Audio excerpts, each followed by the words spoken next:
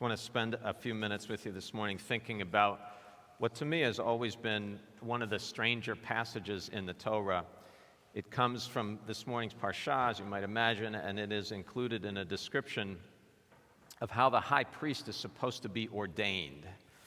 So we have information about the clothes that the high priest will wear. That's sort of the first half of the parsha, and then it switches its attention to what this ordination ceremony would be. It's an extensive description and tells you all about the clothes, the breastplate, the robes, tells you about what covers were on everything, what colors were to be used in the weaving of the robes, what gems were to be made to fit into the breastplate that the priest was supposed to wear. And then after the description of the clothes, you get the description of the ordination ritual itself. So it involves the sacrifices of a bull and 2 rams, so 1 bull and 2 rams. In each case, Aaron and his sons take their hands and lay their hands on top of the head of the animal that is being sacrificed. The animal is then killed, and something is done with the blood of the animal, the blood that's taken out of the animal's body. The bull's blood, if you were paying attention this morning, is put on the horns of the altar. It was actually also described in the Haftarah. So the bull's blood goes onto the horns of the altar. The first ram's blood, again, there are 2 rams, the first ram's blood is sprinkled on each side of the altar, and then that ram is taken and put onto the altar and entirely burned up. Ben Kreschel is probably enjoying this so far. After the ram is killed, the second ram, after the ram is killed, this is where things seem to me to get odd. The blood from the second ram is taken.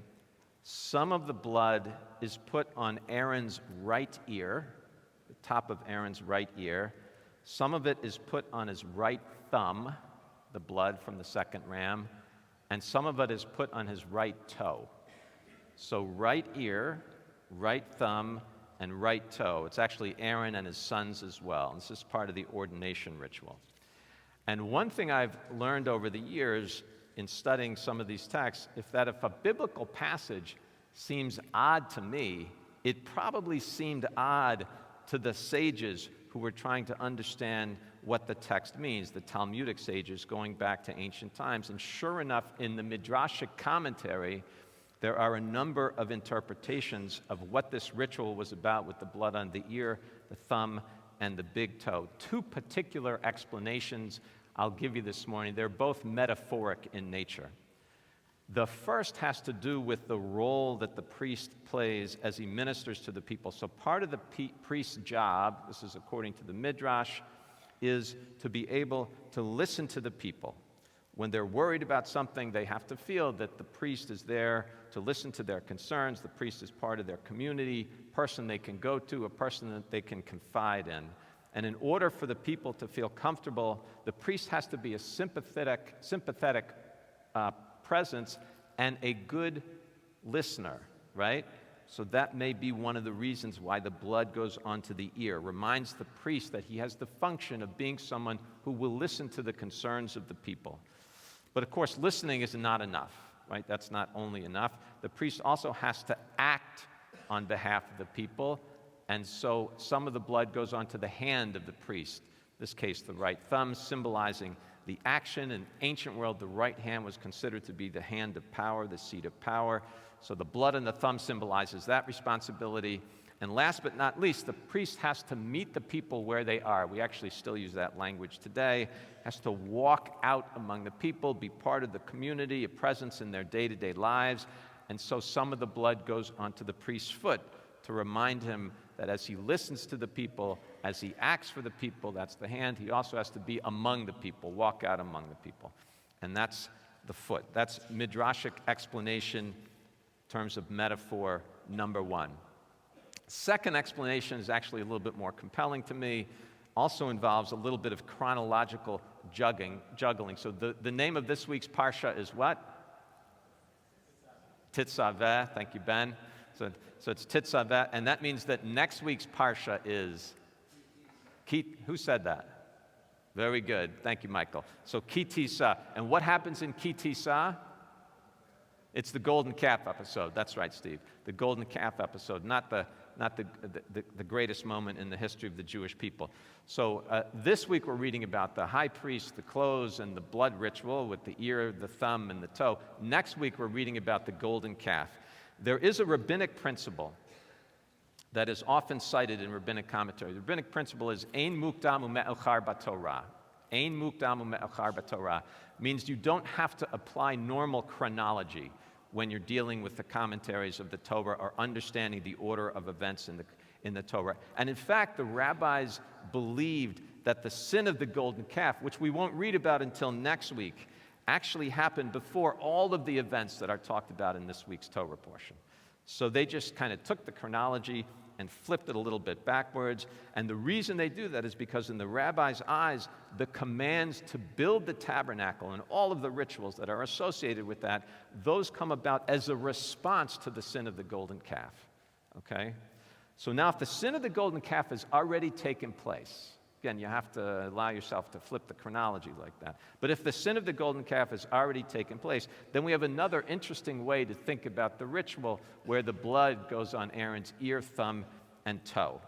And it's this. The ordination ceremony, the blood is being sprinkled on these parts of Aaron's body.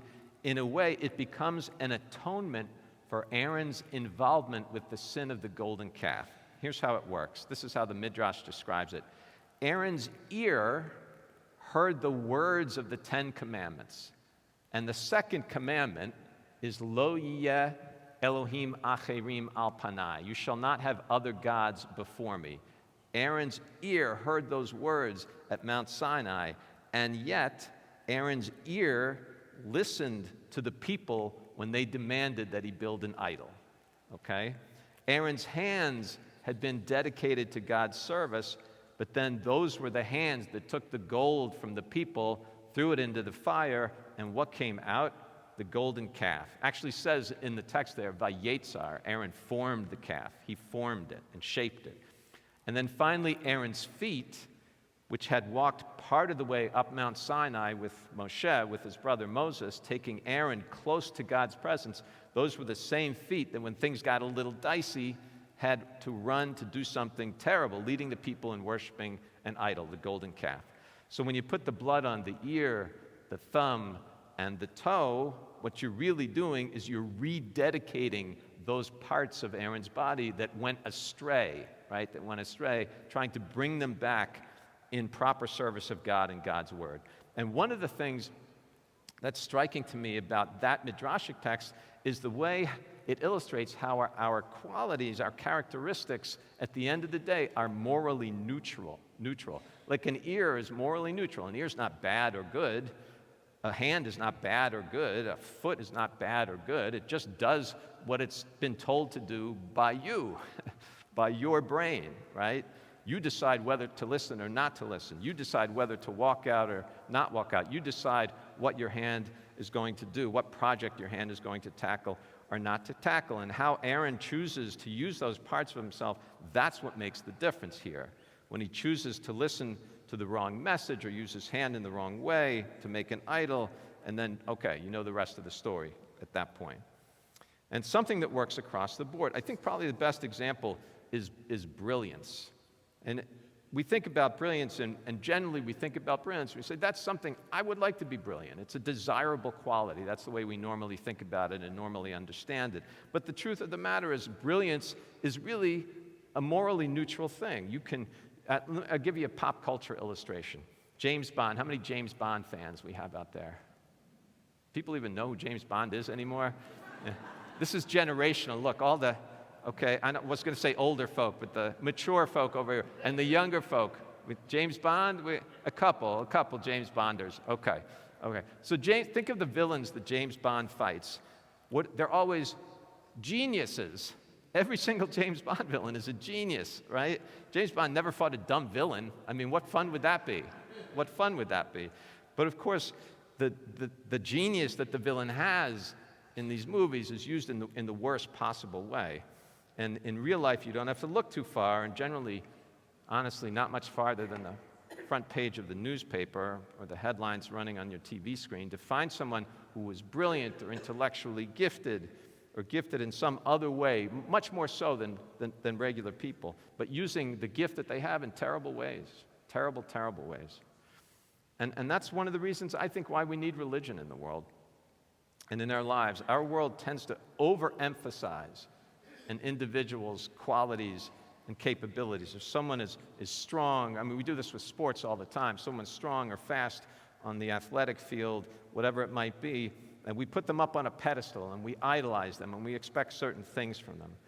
But faith is less interested in the level of a person's talent and much more interested in what a person chooses to do with the talents that they've been blessed with, the talents with which they've been blessed. The person who uses the talents that they have, regardless of those talents, if they use them with kindness and caring, if they use them with wisdom and insight to make the world a better place, to make the lives of others better, then that is the person, in terms of faith, who is religiously celebrated, religiously honored. And so I think it's something we can all do. Take the talents that we have, we know them better than anyone else, and dedicate those talents in the same way and with the same spirit so that our lives will be better, the lives of people we know and love will be better, and that the world itself will be a better place because we are in it. Shabbat Shalom.